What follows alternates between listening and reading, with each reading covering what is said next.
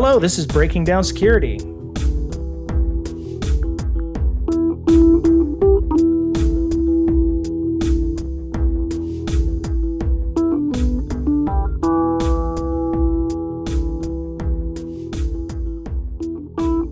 Hey everybody, welcome back. This is Breaking Down Security. Me and Mr. Betcher are here in your earballs once again. Yes, at World Headquarters. Yes, Breaking Down Security World Headquarters in cyberspace, because actually we don't have a world headquarters. So one of the things that has always been something that's always intrigued me is the idea of hacker spaces. Up here in Seattle, there's a pretty well-known one called Black Lodge, and there's another one called Attic, which is more of a maker space or creator space. And I was talking to one of my good friends, Jarrod, friend of the podcast. You might have heard him on previously, and he mentioned that he was part of a hacker space in the Dallas area. And he brought along a couple of his friends. I have Roxy and I have Sean Porter, and I wanted to interview them, and me and Mr. Betcher wanted to ask them some questions about how they do their hackerspace. So welcome, ladies and gentlemen, to the Breaking Down Security podcast. Thank you. Good to be here. Thank you. Right on. Thank you, Ryan. Hey, no problem. So before we get started, I always like to find out people's origin stories. So I would like to find out how Sean and Roxy, we know a little bit about Jarrod, and for now I wanted to find out how Roxy and Sean got involved with doing a hackerspace, and maybe what they do in their further day jobs. So Roxy, maybe you tell us a little bit about yourself. Okay, I work for a cloud hosting company here in the Dallas area. I met Sean at Dallas Hackers Association, which is a group that gets together once a month and basically does short talks. Anybody can get up and talk about whatever they want, 5 to 15 minute talks, and it's very open. And it's modeled after the Austin Hackers Association, which has similar concept. Yep. So that's where Sean and I met. He got up during one of the meetings and said he wanted to start a hackerspace. So I was excited that somebody else wanted to, and that's how we met. Okay. And Sean, how about you? What do you do for your day job when you're not being InfoSec Superman? Yeah, I actually don't do InfoSec for my day job. My background's in systems integration and data center automation. Okay. But I've always been very security minded, and have been involved in the hacker community and the phone phreaker community since I was a teenager. Okay. So have you been involved in like the 2600 group there in Dallas at all, or? No, as an adult, I really didn't really get into the local community again until about the time that I met Roxy. Okay. And so I guess that was, just about 2 years ago. No, that was a year ago, or a year and 3 months or something.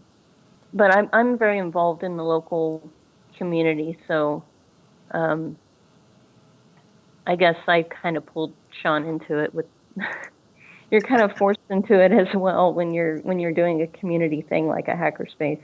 Sure. Okay. So Sean got up and said he wanted to start a hackerspace. Sean, why did you want to start a hackerspace? Well, really, I just kind of got sick of chasing smart people that had a like mind, and then instead of going out looking for those people, I thought it would be easier to, set up a flame to draw the moths in.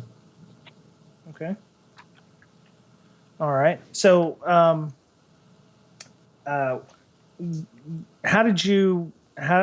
okay, so wait, I got to bring Jarrod into this. How did Jarrod get involved with you two? How does he know you two? Jarrod? Somebody, maybe at an ISA meeting, said we were talking about things in local groups and stuff, and somebody said, hey, you should check out this makerspace thing. They're having a meeting coming up next month, and this was in December of 2013. And I was kind of like, oh, okay, well, I tracked it down and I showed up, and Sean was up there, Sean and Roxy and Richard, who's the other founder who's not present tonight, were up there and they were talking about it. And I was like, this is actually kind of cool. And I kind of like where they're going. And so I thought, you know what, give these guys a little bit of a boost, do a 1-year membership so I can, kind of have my say on things, and participated in a few things here and there. And then a few months later, the CTO position opened up, and I said to one of them, hey, I might be interested in this. And they said, that's kind of funny because we were thinking we might ask you about it. Oh. And so I think it was the next month I got appointed, and a few months later was elected in as an official officer. Very cool. So, go ahead, Mr. Betcher. Tell me what exactly a hackerspace is in your mind, because I look them up online, and they've got like looms and routers and all kinds of they may have 3D printers, things like that. I mean, what do you guys have? What is your vision? I guess like Sean said, his whole inspiration for this was to bring like-minded people together, and I was also pretty selfish in that regard. Like, I wanted to start it so I could have access to people and ideas. So that's really what we're about, is bringing people together and bringing ideas together. Each hackerspace and makerspace is going to vary based on, I guess, what resources they have. But a lot of makerspaces will have tools like woodworking tools or 3D printers or things that people need like a large area to have. And hackerspaces will have, electronics and things you can play with, and like electronic things that you can play with. And it's all about bringing people and ideas together and giving them the tools, and also having classes and teaching people and stuff like that. So what are some of the projects you work on there? I mean, do you put all your computers together and have a supercomputer where you can run simulations? I mean, what are you working on, or is it more physical type engineering things? So it's really depends on what our members and our followers are looking to do or interested in. So we've done projects around software-defined radio, or we've done do-it-yourself breathalyzer T-shirts. So we do beer brewing every month. So we brewed 200 gallons of beer last year. Well, that would go well with your breathalyzer T-shirts. Exactly. Exactly. So wait, let me backtrack on the breathalyzer T-shirts. Is it, what do you breathe on the T-shirt and it changes color, or what are we looking at there? Yeah. So we started with kind of a tongue-in-cheek idea. I mean, insert bloomy jokes here. Where we actually, use Nokia phone displays, hook them up to a microcontroller, and then used relatively inexpensive alcohol sensors, where the shirt actually did function as a breathalyzer. Oh, very cool. Okay. And, in fact, we're doing the second version of that now, and we're talking about using it as a fundraiser at some point in the future. Very nice. So I guess hackerspaces, I was thinking in terms of like the Chaos Computer Club or whatever, right. like one of the first ones that started. But this is really more of a, if you had woodworking instruments and tools, you could come in and basically like high school shop class where you could sit around and make stuff if you really wanted to. I wouldn't say so. I would say a lot of makerspaces have that, but right now, because we don't have a space quite yet, we're focusing more on the education part and the electronic type projects and stuff like that don't require big, gigantic machines, I guess. Sean Sean, you had a wireless club that we had going on for a while. If you wanted to talk about that. Yeah, just playing with software-defined radio and whatnot. But yeah, I mean, in terms of what I think of as a hackerspace, I really do think along the lines of the European model, which is where hackerspaces began. Then when the term hacker got turned into criminal via the media, people in the U.S. started looking for other names, and about the same time that the Make magazine came out, people latched onto the name Makerspace. So to me, a hackerspace, makerspace, create space, they're all pretty much the same thing. I mean, it's people getting together, sharing information, working on projects, and creating things. Okay, so here's the question: the Dallas Metroplex, the Dallas Fort Worth Metroplex, is rather, I would say, a large area. What I'm trying to find out is there have to be other maker and hacker spaces. What made you not want to join those, or was it just wrong kind of climate, or they were too far away from you, or you just wanted to, maybe you were trying to set yourselves apart? Well, I think distance might have played a little bit of a role in it, because one of the things that I found is unique to the Dallas area is that anything over a 15-minute drive is way too far to drive. True. Very true. Totally Very true. Which presents a problem for me, because I'm like half an hour away from where we're actually looking for a physical space. Mm-hmm. There's actually another makerspace that's closer to me than this is, but there are angles. Each one has its own thing. I mean, we actually have a fairly vibrant community, like security community in the region. We have NASIG, we've got DHA, we've got ISA. A lot of them, the ones that you would 2600 B. Some of them, 2600 DC 214. Yes. We're not short of options. I should mention Crypto Party in there too, because they do a fantastic job bringing new people into the crypto world. And the lockpicking group. Yes, there is. We even have a lockpicking group. Oh, very nice. Mm-hmm. For me, the thing that was interesting, and I'll shut up here in just a second to let Sean and Roxy talk about the founding of things. But for me, the thing that was interesting about it was that it was a lot more open, and it was a lot more flexible than some of the others that were like. Crypto Party does very good at what it does, but it has a particular focus. DC 214 and DHA have their particular focus, and I was looking for something that was going to be very open. So when I heard, hey, they're doing beer brewing, and they're doing infosec stuff, and they're talking about, maybe doing like construction stuff, but also teaching Arduino and what basically, if you had something that you wanted to teach, you could stand up and teach, and that really stuck for me. That's what really got me interested, and that's what made me go, I want these guys to succeed. Okay.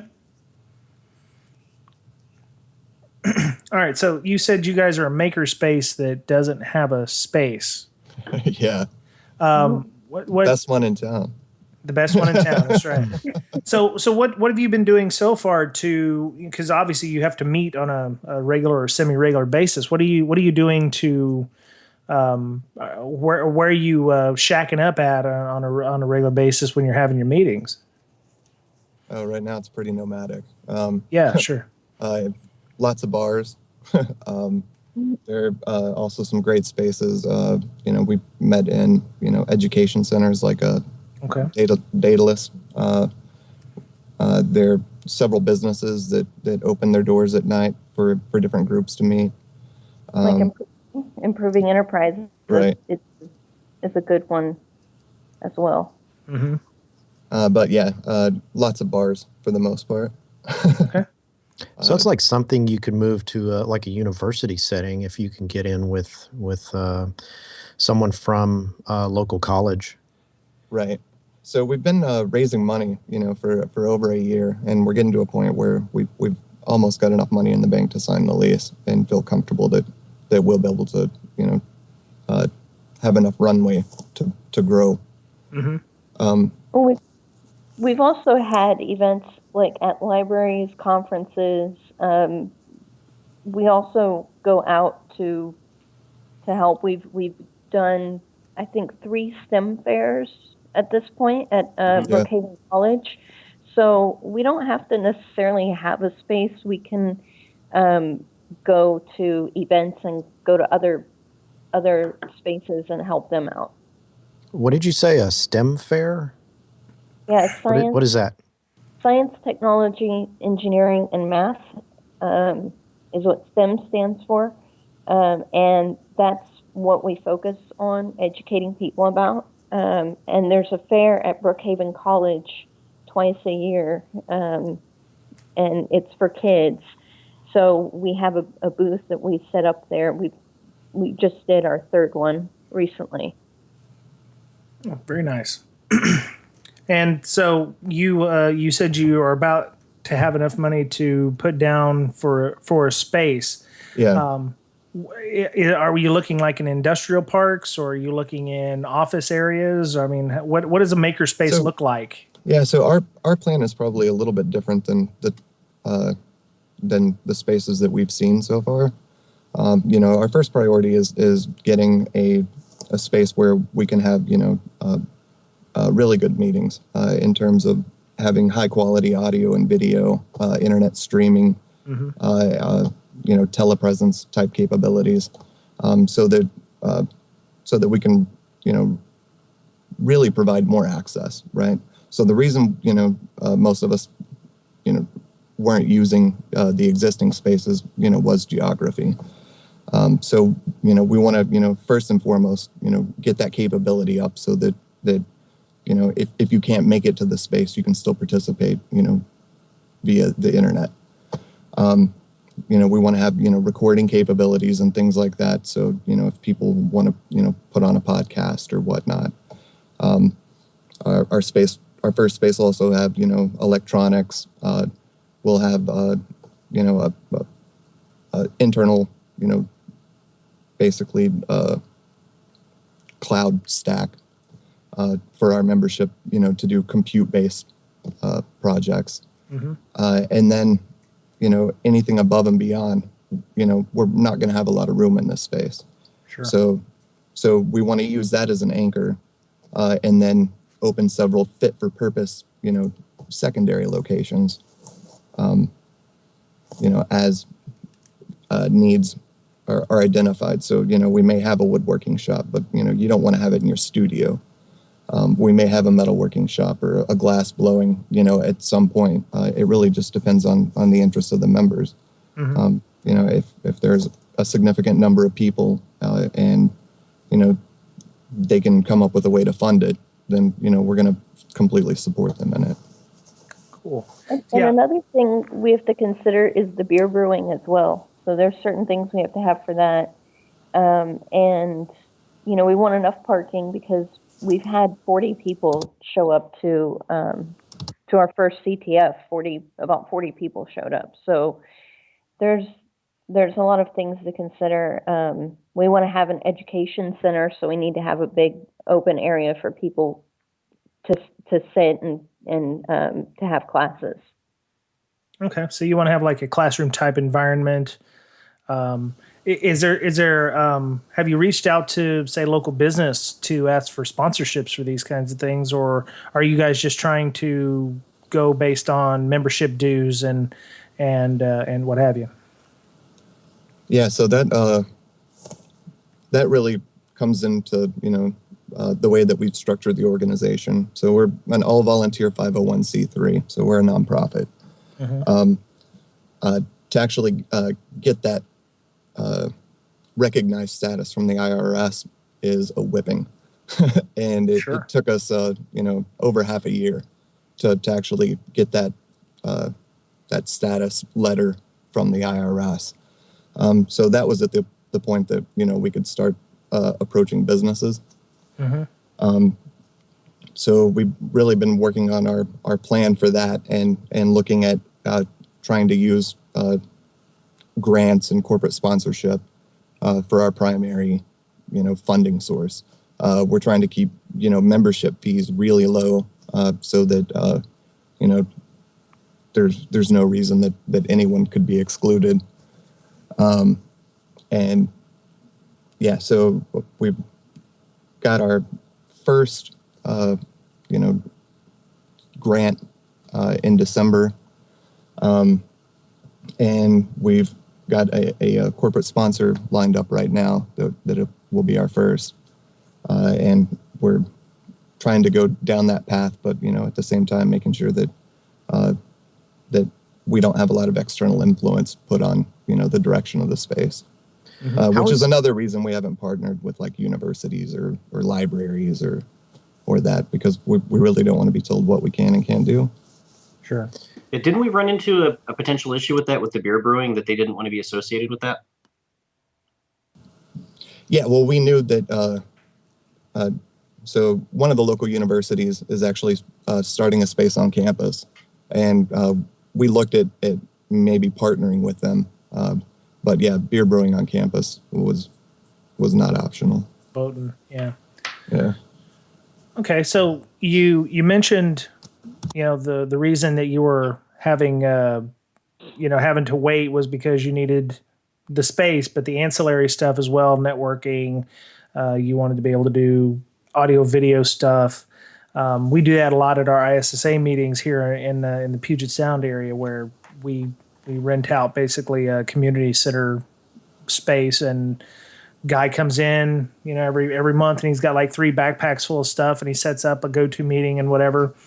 Nice. Yeah. So, there's a lot. I mean, especially if you want to do, webcasts and stuff, you're looking at, a lot of extra money involved that to get to where you want to get. So, I don't think a lot of people maybe think of that when they're going to do their own hackerspace. They just think, oh, it'll be so cool, we'll get a space, and then they forget that there's a lot of extra, right. Pieces they forgot about, So you've been working this for almost a year now. What kind of there must have been an initial leadership kind of role. It looks like the two of you started it, you and Sean and Roxy. What was your idea Richard. for? I'm sorry. And Richard Gowan was also instrumental. And Richard. Yeah, absolutely. Who, when you were defining the leadership roles and responsibilities, did you have a specific type of board in mind when you did it, or a certain way of how you wanted to handle leadership? We actually we met about, I think, a year and a half ago. So in order to become a nonprofit, at least for us, we were required to have a president, a vice president, and a secretary.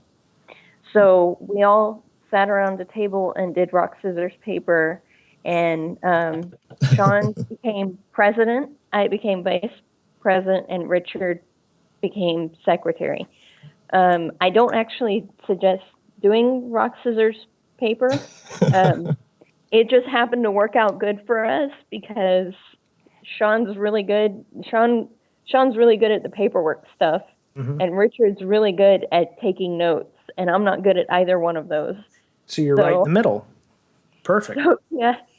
So, I mean, it just worked out well for us, but it's good to really look at the roles and look at what's required and build around that. And then once we had our 3 positions filled and we got things going, then we had a need for a CTO. We had a need for education coordinator, treasurer. Sean was kind of the treasurer at the beginning. I had a slightly different perspective. I mean, from the beginning, it was like, oh my gosh, this is going to be so much work. We can't do this by ourselves. We need help. It got pretty quickly. Yeah, so we started going to different meetups and things, kind of scouting a little bit to see who was already active out, who was already, off the couch in the evenings and motivated enough to actually be out and doing something. So after a couple of months, this was actually before we even formed the corporation in last January. We'd been scouting for a while, and then just throwing the idea out, seeing who was interested, I think we had a pretty short list. Within probably 3-4 months. I think we wrote the bylaws, though, just the three of us. Right. And that was the very beginning step, is writing your bylaws and figuring out that part first. But it didn't take very long for us to become completely overwhelmed and to need help. So was the bylaws a requirement also of your 503c? Maybe. Yeah, it was a requirement to become a corporation. Okay. And then, it's a requirement of 501c3 as well. So maybe we'll go through the 501c3 part. What does that take to get started? Do you just go to a website, fill out a form, and then talk to a couple of people? I mean, what's the process to become a nonprofit? So first you have to become a corporation in your individual state. And then you have to file for a tax ID number with the IRS for that corporation, and then file a ridiculous amount of paperwork called the Form 1023, which is a nightmare. Most nonprofits don't fill it for at least a year because it looks harmless. The form's only like 30 pages long. But then as you get into the questions, you realize that most of the questions actually require 2 or 3 pages of explanation. Ah, okay. So that process, if you could afford it, if we were doing it again, we would have definitely hired someone to do that for us. So it took us months. So you could have hired an accountant or somebody who just... Or an attorney, yeah. Oh, okay. All right. Well, that would have cost you even more money in the long run. Oh, absolutely. So we grinned and bared it. We looked at a lot of other hackerspace and makerspaces paperwork. Most of them published it on their wikis, and it is public record also. So, and really just looked at everyone's bylaws and their rules for their organization, and went through, I don't know, probably 10 different orgs.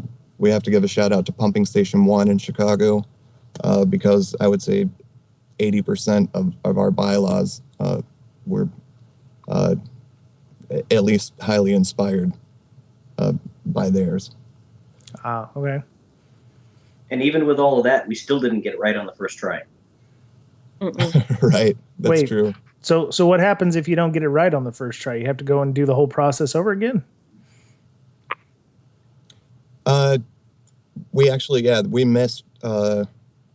So for 1023, or I'm sorry, for a 501c3, there's a lot of very specific verbiage that they need to see, like in your organization's mission statement, for example. And they look for different policies and things in your bylaws.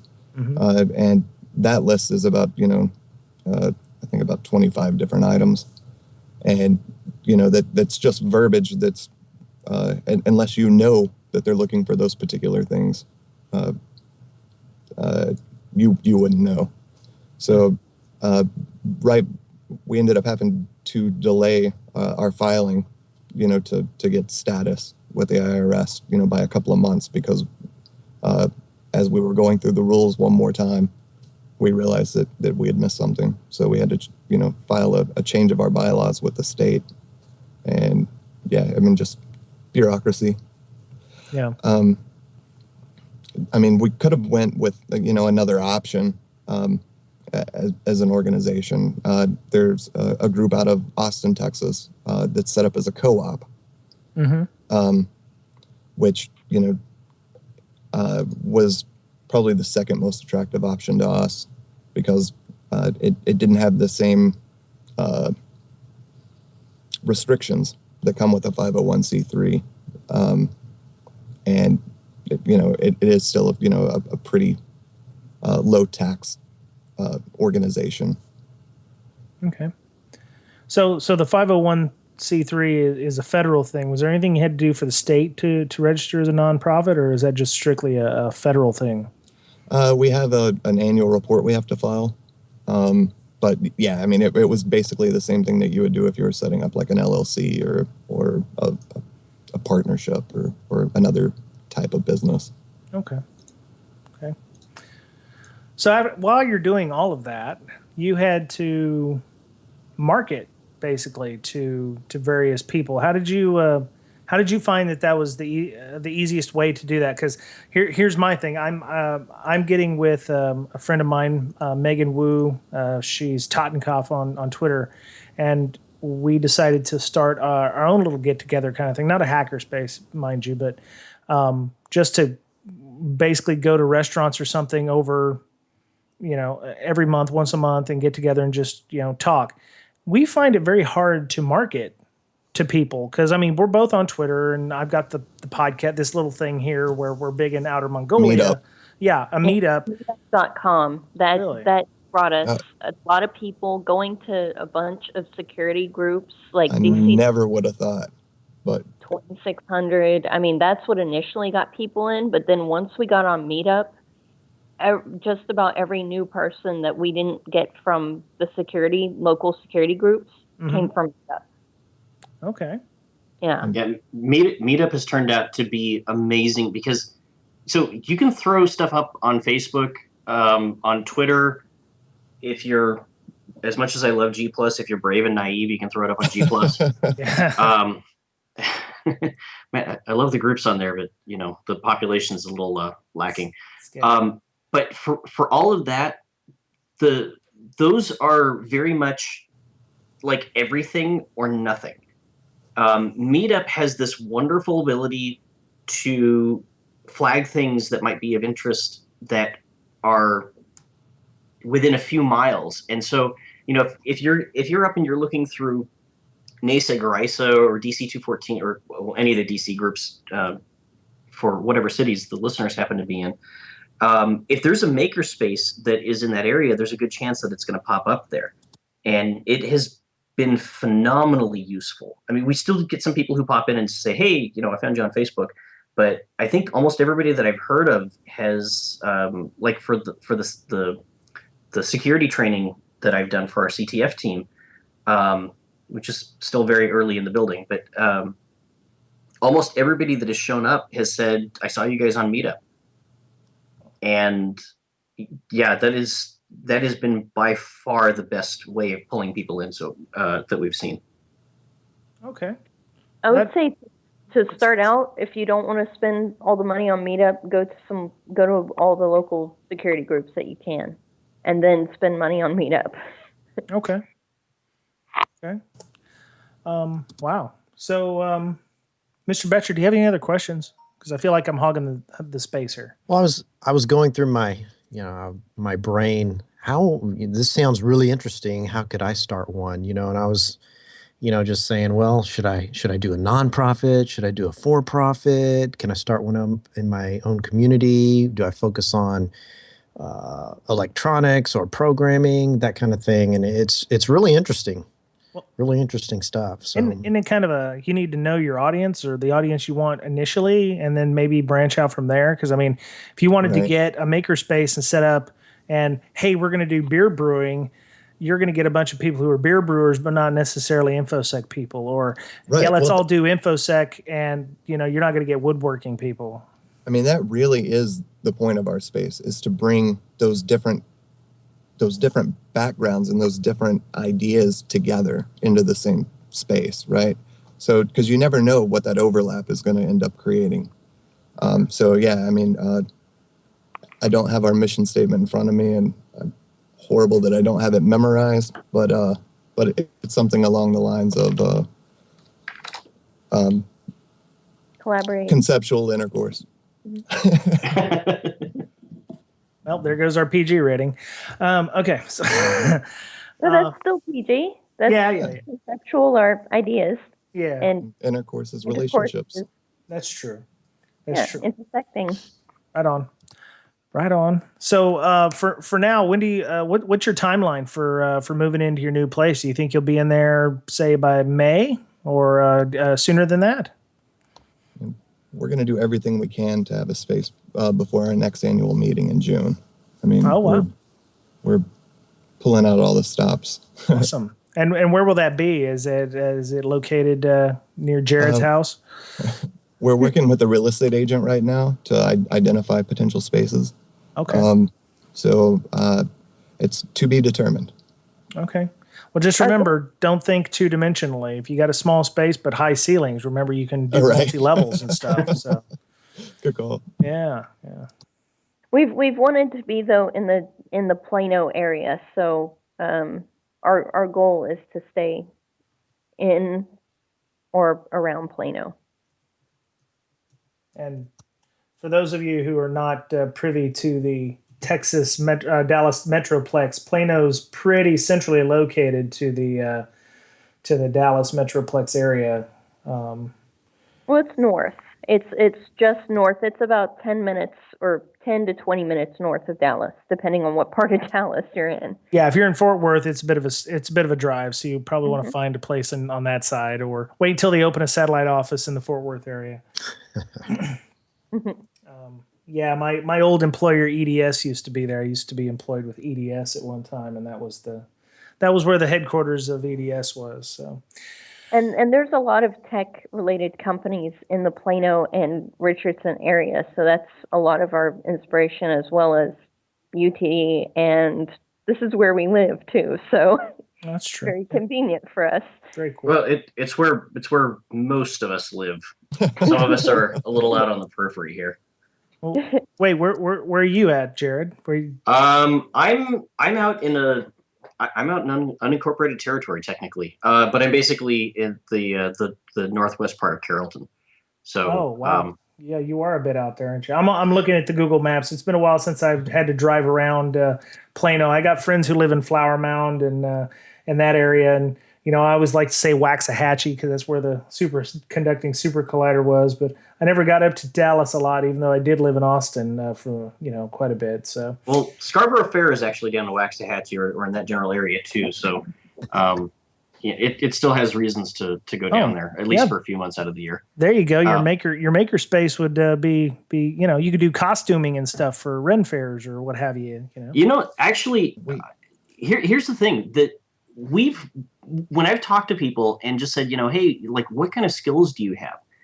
What kind of things would you be interested in? We get a lot of people who are like, well, I'm not really a skilled person. And the thing is if you look at STEM, people think, okay, science, technology, engineering, and mathematics. They think like, okay, building stuff. You know what? We would be absolutely remiss in not mentioning the Trebuchet. The trebuchet, thank you. The trebuchet, yeah. Yes, which we are working on bringing in October.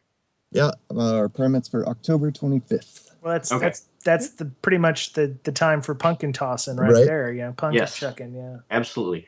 And last year, it was not formally part of the lab. It was a separate group, but they have merged with us. And last year, it was kind of out in BFE. Actually, not even kind of out in BFE. It was out in BFE. This year, though, we're looking actually at having it at a park in Plano. Nice, close, easy to get to. It'll be a lot of fun when we do it. But that's the thing is people think it's like, okay, so science, they're thinking like chemistry and physics and technology. They're thinking, computers, engineering. They're thinking trebuchets, mathematics. They're thinking, get it away from me. And the thing is we use chemistry every single day as a basic part of our life when we cook. And if we can have my wife's dad is a retired chemist and he loves to cook. I have seen very few people who love cooking as much as he does. And it's fascinating to watch him cook because everything that he does, he thinks about it in the sense of the chemistry that's going on. like when he's cooking, he's analyzing what's going on with the fatty chains in the butter and how they're interacting with the proteins in the meat. And if you're actually around, he'll talk to you about this. And it's something you don't think about, but it's actually there. And when my wife has said, hey, would somebody be interested? Like, if we, because he lives in Maryland, if we brought him out, would you be interested in just sort of being there and having him explain these kind of things? And all of a sudden, the interest perks way up. Sure. Some other things that I would love to see, things like care and feeding of exotic animals. I would love at some point, hopefully in the near future, to have a hedgehog as a pet. But the thing is I've only ever owned cats and dogs. There are nuances to owning a hedgehog that are really, really critical to keeping them safe. That's biology. It's a science. Sure. And we have people who have worked with CAD/CAM. We have people who have worked with, which is absolutely engineering. We have people who have worked in hard sciences, biology and physics and so forth. We have people who've done carpentry and metalworking, which is engineering and sciences and mathematics. So it's, STEM's, a lot of people think of STEM as like this narrow field of high-tech engineering, NASA-oriented stuff. And it's really not. It's the stuff that we do on a daily basis. And there's so many people who use this on a daily basis, and they don't think of their skills as being part of STEM, but it is. And these are the kind of people that we want to come in and show everybody that, how STEM factors into their lives on a day-to-day basis. Well, and then we also, want to attract artists as well. So throw art in there, and you got STEAM, I guess. You can do musicians and, pottery. There you go. Making clay pots and stuff. That would be pretty fun. Actually, you know what? I get all ghosty. Yeah. So Sean, you mentioning throwing arts in there for STEAM? I think that we could work on something for steampunk under that, guys. That would be cool. Well, that would be costuming and creation of, fabrication of things, Oh, some of the people that have done steampunk costumes are way out. They are definitely in the science and technology realm. Oh, sure. Sure. And engineering. So, and some of these are absolute works of art. So all we need to do is figure out how to get some actual mathematical calculations, apparent in it, and we have a full steampunk gear or steampunk set there. Well, I didn't expect this to turn into a brainstorming session, but I've learned a lot, and there's some definite embryonic ideas here that I think would definitely set your makerspace, hackerspace apart. So, Mr. Betcher, do you have any other questions? Because we're actually at time, so that's excellent. No, it was a great intercourse of ideas. Easy there. There. Let's see your intercourse. For those of you who listen in the Metroplex, the Dallas area, and the Plano area especially, how would they get a hold of Sean, Roxy, Richard, or Jarrod? We have a website. It's TheLab.ms, TheLab.ms. TheLab.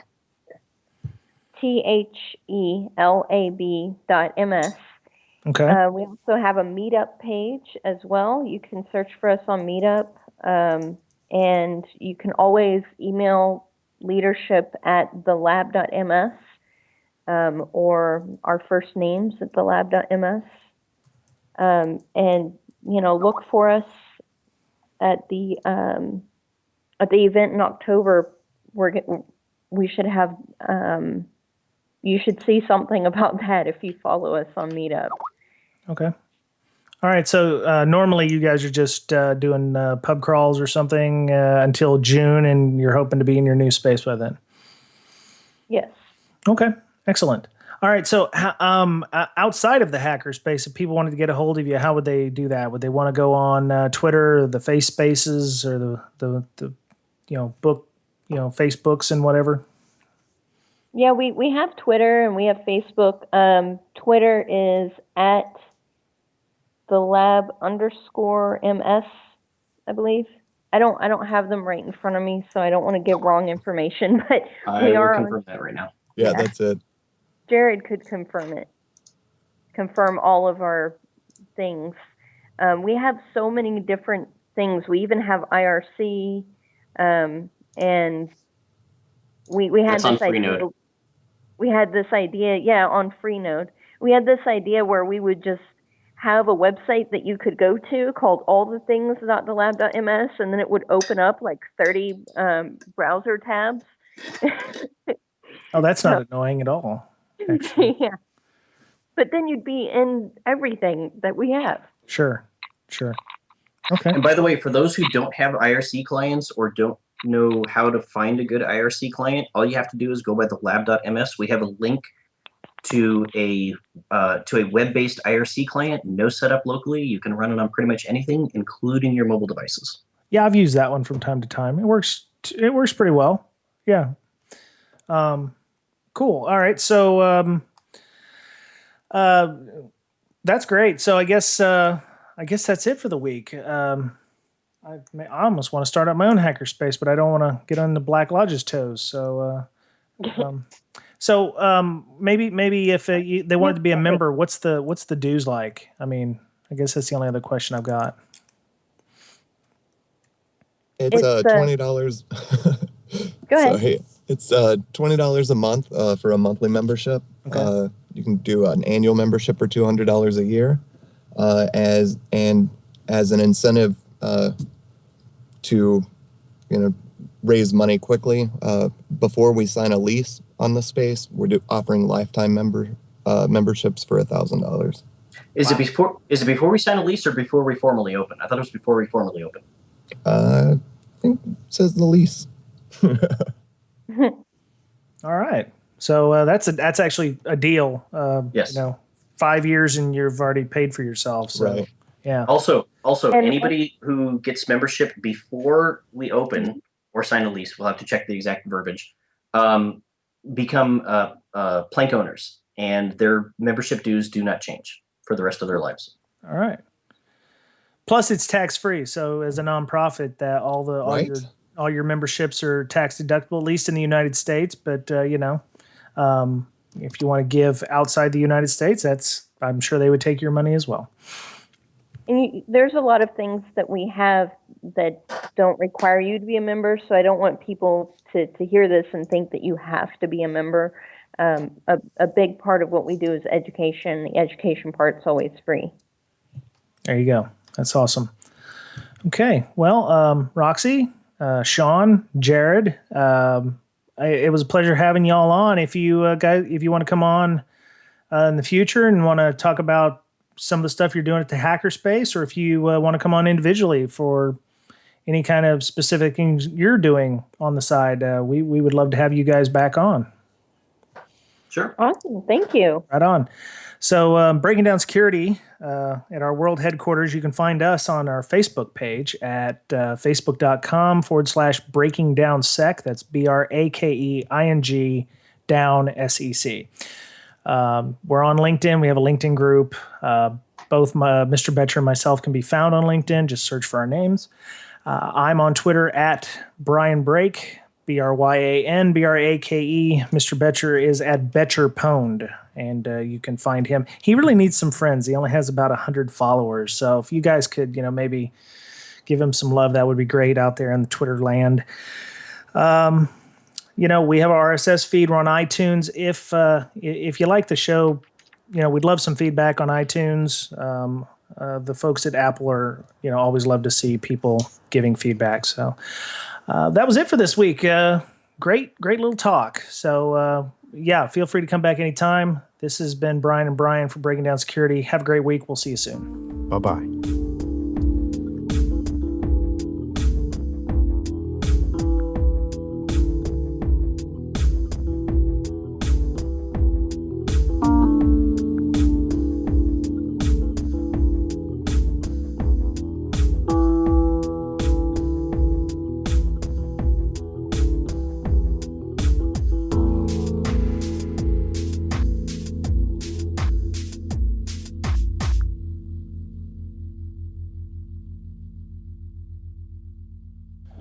Yay, it's in the hopper.